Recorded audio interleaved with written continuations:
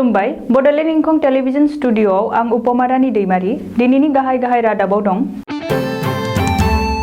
हाग्रामा महिलारिया BTR गोरोबथायाव सागान होखांना जेबो गैया बुंब्ला जानाय नङा बुंदों तरेन बर'। इमानुएल मोसाहारिया नबेम्बर दानावनो बिजेपिआव हाबसिगोन। बिजनी बिष्णुपुर बाजाराव गिख्रंथाव अर खामदों। आसामावबो 30 इउनिटसिम मोब्लिबनि बेसेन होनांला। 2021 मायथाइयाव मोनसेल' सागान होनानै माद्रासाखौ खुलिफिनगोन बुंदों बदरुद्दिन आजमल। थांनाय हराव आसामाव बांग्रिं मावदों। काबुल मुलुगसोलोंसालियाव थिउरियाफोरा गाग्लोबदों। दानिया आबुं रादाब। बिटिआर गोरोबथायाव हाग्रामा महिलारिया साखी महरै सागान होखांनानै दा जेबो गैया होननानै बुंब्ला जानाय नङा। बिटिआर गोरोबथायाव जेबो गैया होननायनि बाथ्रा फैया। बे गोरोबथायाव थानाय दफाफोरा बै समावनो आजावजानाय, बेखौ दासो जेबो बुंनांगौ गैया। बे बाथ्राखौ बुंदों माहारिनि बिफा बर' थुनलाइ आफादनि आफादगिरि तरेन बर'आ। खौरांगिरिनि सोंथियाव तरेन बर'आ बुंबावदों दि बे समाव बिटिआर गोरोबथानि दफाफोरखौ दाफामनाय एबा रिभिउ खालामनाय सोदोबखौनो बाहायनो नाङा। बिटिआर गोरोबथानि दफाफोरखौ गाहामैनो मावफुंनायनि बागैसो बुंनांगौ।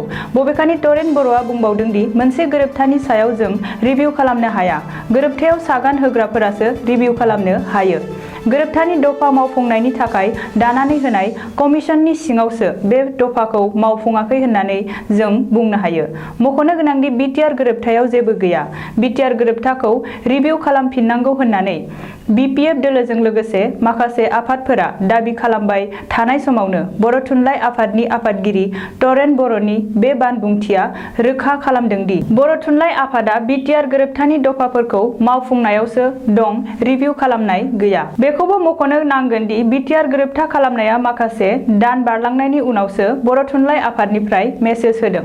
बेनि सिगां बर' थुनलाइ आफादाबो बिटिआर गोरोबथानि सायाव गोजोननाय गैया होननानै ससियेल मिडियाफोराव सावरायनायफोरखौ नुनो मोननाय जादोंमोन।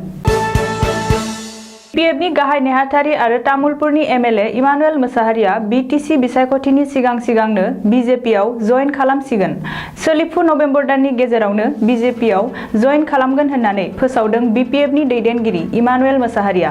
बिटिसि बिसायख'थिनि अक्ट'आ थि जानायनि उनाव बिजेपिनि दैदेनगिरिफोरा तामुलपुर बियाबाव बिसायख'थि फोसावदिंनो फैनाय समाव नबेम्बर दानावनो इमानुएल मोसाहारिया बिजेपिआव हाबसिगोन।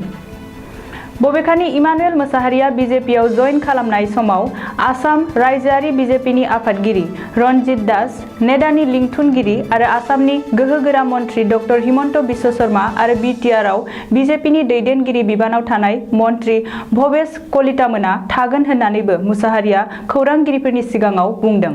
मख'नो गोनांदि बिपिएफनि गाहाय नेहाथारि इमानुएल मोसाहारिया दासिमबो बिजेपिआव हाबाखै, नाथाय माखासे सम सिगांनिफ्रायनो बिपिएफनि थाखायबो खामानि मावाखै। ओरैहाय गोलाव समनिफ्रायनो बिपिएफनि खामानि मावाखै, बावैनो बिजेपिआव हाबसिगोन होननानै इमानुएल मोसाहारिया गले गले फोसावदों। नाथाय बिपिएफआ दासिमबो गाहाय नेहाथारि इमानुएल मोसाहारिखौ दोलोनिफ्राय होखारनो हायाखै। चिरां जिल्लानि बिजनी महकुमानि बेन्दोङाव थानाय बिष्णुपुर बाजाराव गिख्रंथाव अर खामदों। बे गिख्रंथाव अर खामनाय जाथाया थांनाय हराव मिथिनो मोननाय बादिब्ला बे अर खामनाय जाथायाव बिष्णुपुर बाजारनि गं 25सो गलाफोरा खामनानै सेवहांगार जादों। उननि समाव बिजनीनि अर खोमोरग्रा बिफान, पुलिस बिफान, रैखाथि बिफान आरो ओनसोलनि रायजोफोरा गोख्रों नाजाथाबनानै बे गिख्रंथाव अर खामनायखौ खोमोरनो हायो। अब्लाबो गं 25सो गलाफोरा खामनानै सेवहांगार जालाङो। बबेखानि बे अर खामनाय जाथायाव बिष्णुपुर बाजारनि गोबांसा गलादारफोरनि लाख रां खहा जानांदों होननानै मिथिनो हादों। ओरैहाय थांनाय हराव बिष्णुपुर बाजाराव गिख्रंथाव अर खामनाय जाथायनि जाहोनखौ दासिमबो मिथिनो हानाय जायाखै। बे जाथायनि सायाव पुलिस बिफाना नायबिजिरनो जागायबाय। आसामनि सरासनस्रा रायजो राजाफोरनि थाखाय मोनसे मोजां खौरां। मोब्लिब बिलनि सायाव आसामनि रायजो राजाफोरनिसिम रायजो सोरखारा जर'खा रेहाय फोसावदों। दानिफ्राय आसामावबो 30 इउनिटसिम बेसेन नाङै मोब्लिब बाहायनो हासिगोन। बे बाथ्राखौ फोसावदों आसामनि राङारि, सोलोंथाइ, सावस्रि आरो पिडब्लिउडि बिफाननि मन्त्रि डक्टर हिमन्त बिश्व शर्माया। मख'नो गोनांदि 30 इउनिटसिम बेसेन नाङाजासे मोब्लिब बाहायनायनि खाबुखौ रायजो सोरखारा फोसावनायाव गाहायै आसामनि सरासनस्रा गोरिब थाखो नखरफोरनि थाखाय जोबोरैनो बानजायनां जागोन। आसामाव बन्द जानाय माद्रासाफोरखौ मौलाना बदरुद्दिन आजमलआ खुलिफिनगोन। 2021 मायथाइयाव कंग्रेस आरो AIUDFनि जथायारि गोहोआ खुंथायाव फैयोब्ला रायजोआव बन्द जानाय माद्रासाफोरखौ खुलिफिनगोन। बदरुद्दिन आजमलआ मोनसेल' सागान होनानै बन्द जानाय गासैबो माद्रासाखौनो खुलिफिनगोन। मोनसे सुबुं थुबुरमायाव बे बाथ्राखौ फोसावदों AIUDFनि गाहाय आरो धुबुरीनि MP मौलाना बदरुद्दिन आजमलआ। आजमलआ बुंदों दि 2021आव कंग्रेस AIUDFआ गोहोआव फैगोन आरो केबिनेटआव बिथांखि लानानै मोनसेल' सागान होनानै गासैबो माद्रासाफोरखौ खुलिफिनगोन। मख'नो गोनांदि BJP दैदेननाय सोरखारा सोलिफु नबेम्बर दाननिफ्रायनो रायजोनि गासैबो माद्रासाफोरखौ बन्द खालामनो फोसावदों। बेखौ लानानै रायजोआव गोख्रों राजखान्थि खालामनायाबो सोलिगासिनो दं। बबेखानि सुबुं थुबुरमा मेलाव बदरुद्दिन आजमलआ BJP आरो आसामनि गोहोगोरा मन्त्रि डक्टर हिमन्त बिश्व शर्माखौ सोंखारिनायनि खाबुखौबो नागाराखै। बेजों लोगोसेनो BJPआ गोबांथार जाख्ल'दों होननानैबो आजमलआ गोख्रों अजद होदों। थांनाय हर गेजेराव आसामखौ बांग्रिंआ सोमावग्लुंलांदों। हरनि 1:14 रिंगायाव आसामनि खना खनला बांग्रिं मावदों।